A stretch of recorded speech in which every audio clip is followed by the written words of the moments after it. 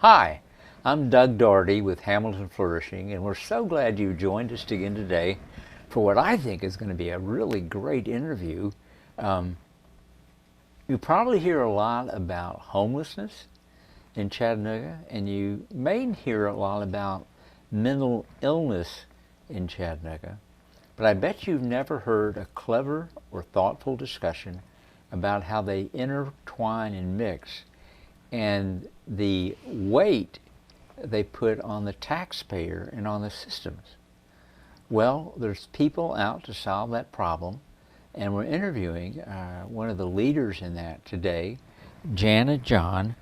Janna works at the Sheriff's Department. That's right, Sheriff's Office. And works for Jim Hammond, and she is the head of a program called FUSE within the Hamilton County Sheriff's Office. And FUSE, F-U-S-E, stands for Frequent Users System Engagement. So tell people, Janna, first of all, thank you for coming. We really appreciate it. Thanks for having me. Let's talk a little bit about, tell us what FUSE means. Okay, so FUSE is a methodology or an approach that was created by an organization called the Corporation for Supportive Housing. They're a national nonprofit, and they work on housing the most vulnerable people, helping communities do that across the nation. Okay, let me back up even further than that. What problem are we trying to solve? See if you articulate that. Okay, so in our community, like others across the U.S., there are a small number of people who are chronically homeless and mentally ill. And the combination of those two things means that they are highly vulnerable, that they have the least chance of anybody to try to solve their way off the streets and back to stability. When you lack that kind of stability in your life, they end up getting arrested over and over and over again, usually for petty crimes. They also end up cycling in and out of our hospitals and our crisis centers and our mental health facilities. And so they touch a number of different organizations, but because they have no stable place to go, at the end, they end up back out on the streets. And so it just becomes this vicious cycle. In our community, we've already identified over 1,000 people who've been coming in and out of our jail, who are have mental illness for decades. And so they are, we see them, but I'm not sure they're really visible to us in the way that they will be through this program. Yeah, you know, it's really very interesting because from my perspective, the jail is overcrowded out at Silverdale tremendously right now because they've dumped the old county jail into that. And it's really not the place for non-violent people to be. You get your potential for being hurt is high. You learn things that are probably not helpful for you. You're going to come out with either the same crowd you went in with, or you're going to make friends with other people who are, having the same sort of issues you have, and that crowd influences you. I mean, there's a lot of reasons for not putting mentally ill people who have been arrested because they were sleeping in a corner in a building somewhere, and the landlord said no, and the landlord should say no. He said, I can't have you urinating and sleeping on the front porch. But it's really, when you think about it, it's really shouldn't be a policing solution. I guess that's what and I know they've trained a lot of police in the last few years to do crisis intervention with mentally ill people. I know the Sheriff's Department has, the Police Department has. But this is kind of a problem that it's begging for somebody like you to be a crusader and go in and do something about it. Well, the interesting thing is there have been a lot of people and organizations that might touch these folks for a moment in time.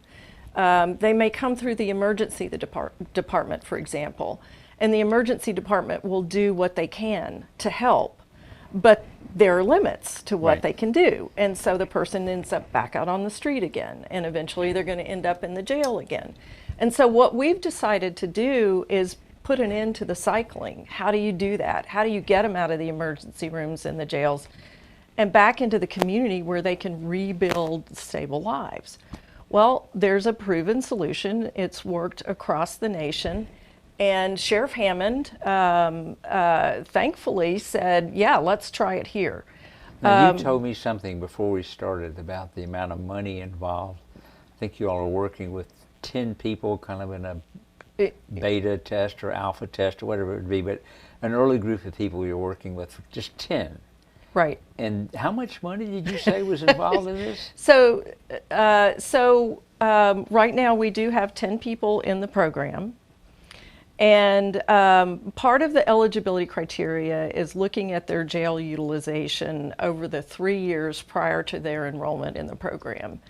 These 10 people accumulated nearly 6,000 days in the county jail prior to their enrollment in this program, just over a 3-year period. And most of them have dates of first arrest that go back, 1990s, 2000s. So we as taxpayers have been spending a lot of money on these folks, but they're not getting better. You gave a figure. Can you share that figure? Over the last 3 years, it's over $500,000 just in jail costs. Wow. So that does not include hospital the health or right. Health, okay. Wow. Right, which is going to be much higher. So, so when you start to, and then when you think about the cost to these families, every one of these persons has a mother or father or a brother or sister or an aunt or an uncle, and I suspect many of them care, and they're hurt by it, but they feel helpless about doing anything about it. It requires some specialists, and so the good news is that the solution that we've put together, which is a combination of helping people find a place to live, a permanent place to live, along with special support services that help this person address their mental health needs. A lot of times they also have substance abuse needs, help reunite with family, work on employment, work on, whatever this person needs. This specialized team of people works with them to help them rebuild their lives in the community, help them find stability, work on getting on medications. And we've already seen, just in the 10 people that we're working with, the transformation that's been waiting, that's been there all along. They just didn't have the right combination of housing and support to make it happen for them. So that's what we're doing. We're stepping in and we're providing this for them. And it turns out that while it may sound expensive, it is far less expensive. And this is just fascinating. We're talking to Janna Jahn, who works at the Hamilton County Sheriff's Office, helping people in a new program that are mentally ill and cycle through the jails a lot. And it's going to save the taxpayer a ton of money. It's an act of compassion to get these people back into a lifestyle that they can live and not be trapped by these, whatever you want to call them, demons. I'm just being figurative there, but I mean, they're really in this mess, and they've got mental illness problems, and they got the criminal justice thing, and both of those things just can be whirlpools that pull you down. And these poor people, I know some of them, they just repeat and repeat and repeat, but you're doing something about it. But you were saying, we all know intuitively how important a home is. Talk about that just a second. Well, just what it means to us on an emotional level, to have a place of our own, the dignity of an address, if you will, and knowing that that is the spot from which you manage your life. So our program starts with providing people a home. They will have the same responsibilities as any other, community resident, the same responsibilities to their landlords as anyone else would. But to make sure that they're successful, we surround them with a support service team. And it's a highly specialized team. It turns out that across the nation, most states have a lot of these specialized teams. But in Tennessee, at least right now, there are only two, one in Nashville and one in Knoxville. Tennessee, for whatever reason, it is at the bottom of lists of the states that have this specialty type of mental health team. So we're bringing one to Hamilton County. It's brand new. And this team works very differently than traditional mental health treatment, where you go to a clinic and you see a therapist and it's between 9 and 5. This is a team that not only helps you with your mental health and improve your mental health, but they do it more in a community-based setting. They will go and work with you in your home to learn how to cook, or keep your house, or they will help you with your relationship with your landlord and your neighbors. They'll help reunite you with your family. They'll help you find a job. They'll transport you to the grocery store or the doctor. They surround this person with whatever kind of support they need to make their lives work for as long as it's needed. And of course, over time, they're helping people learn to become more and more and more independent as their mental health improves. But you have to have this kind of intensive support for people who are so sick, bipolar, schizophrenia, schizoaffective disorder. It's not meant for people who are depressed. So anyway, the research shows these teams are highly effective for people with severe and persistent mental illness, especially those experiencing homelessness. So we decided that we would, the Hamilton County Sheriff's Office would fill this gap in our community with for this small group of high utilizers that for no matter what we've tried to do to help them in the past hasn't worked. So we need to try something different.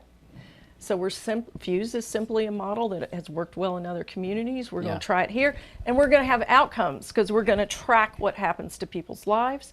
We're going to have a cost analysis done to show how much did we as the community spend on them before they were enrolled in our program.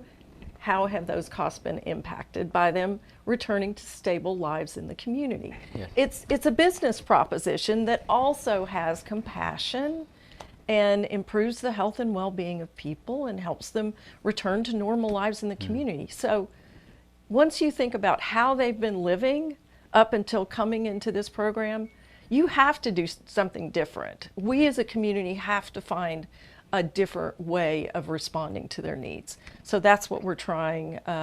It's the last thing you would think a law enforcement agency would take on, but Sheriff Hammond for a long time has wanted to do something. He sees these people in his jail all the time.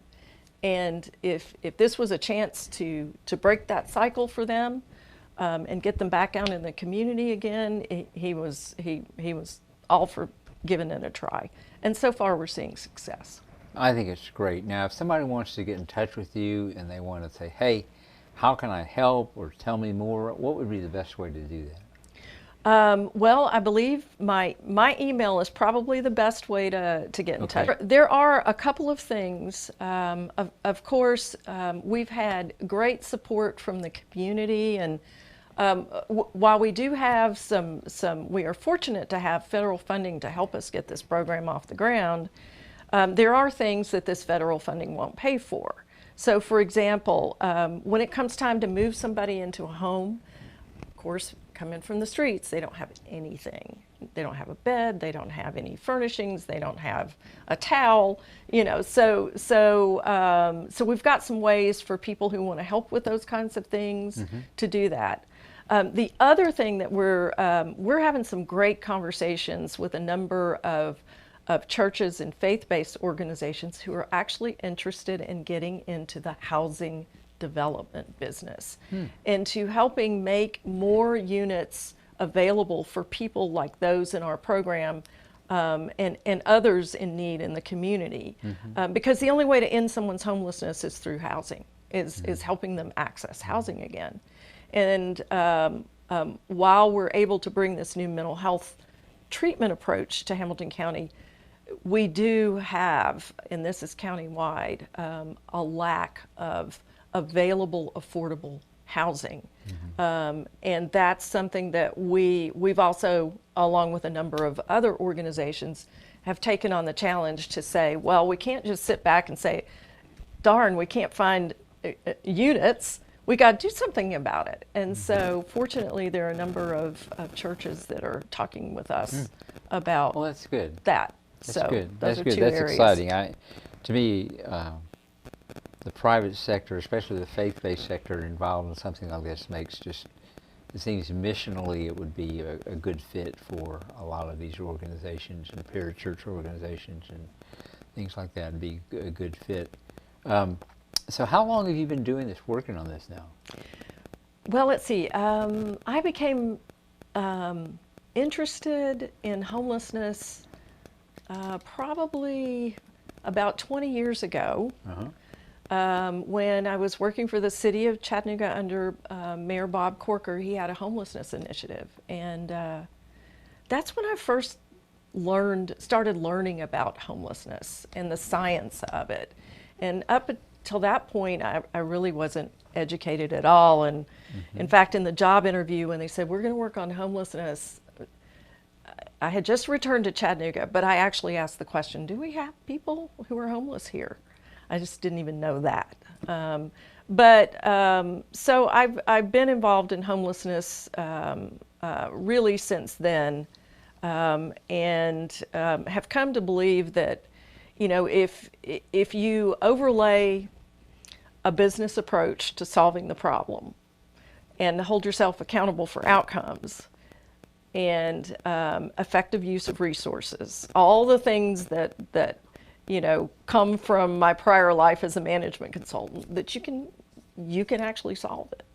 And so It sounds like you've been effective at persuading people to invest in this, foundations and whatnot. Well, when we were able to point to other cities and show the dramatic reductions in hospitalizations and incarcerations and the cost savings and the improvements in human life and health and well-being, they love the outcomes focus, and that's what this project is about. So we're not just putting money into something and then, trust us that it'll work. Yeah. We have an independent evaluator who's going to be tracking lots of data and tracking what happens with the folks enrolled in the program. Yeah. And all total, we're going to be serving 150 people over the next 4 years. Really? The need is far greater, but that's what we're funded to serve right now. And of course, we're hoping that, the outcomes, the evaluation that we get is going to show that this is a smart way to do business well, if around it saves this the problem. taxpayers money and it keeps these people out of jail because they don't need to be there unless they're violent. Now that's a totally different kind of thing. But non-violent mental illness, arrested for criminal trespass and things like that, for sleeping in a doorway. I mean, those people do not need to be in jail. Well, there was nothing to do. I mean, since they changed the mental health paradigm, 40 years ago, and basically shut down Moccasin Bend, and it's still there, but it's not. It doesn't. Right. There was usually a different paradigm, and I think all those new drugs came along and they changed the way they dealt with all these problems and things. But this is great. I'm so excited that this is happening. I salute you and salute Jim Hammond. I hate that he's going and not going to run for office again. And while this program is up and running, I hope his successor will be a supporter of this. And so if you vote, find out whether they're supporting Fuse. So that'll be next year. Be here before you know it. But Janna, what else should we know about this whole initiative here thing? What do you think our listeners should take away? Well, for me personally, you know, I have not had an opportunity to really know anyone with a severe mental illness. So I had, you know, preconceived ideas about who these folks were, you know, what was possible for them. And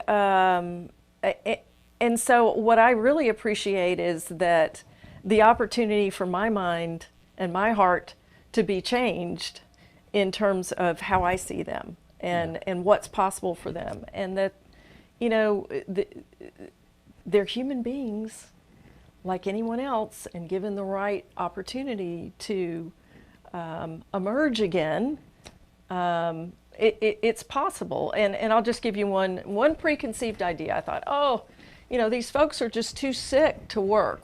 Do we really need an employment specialist?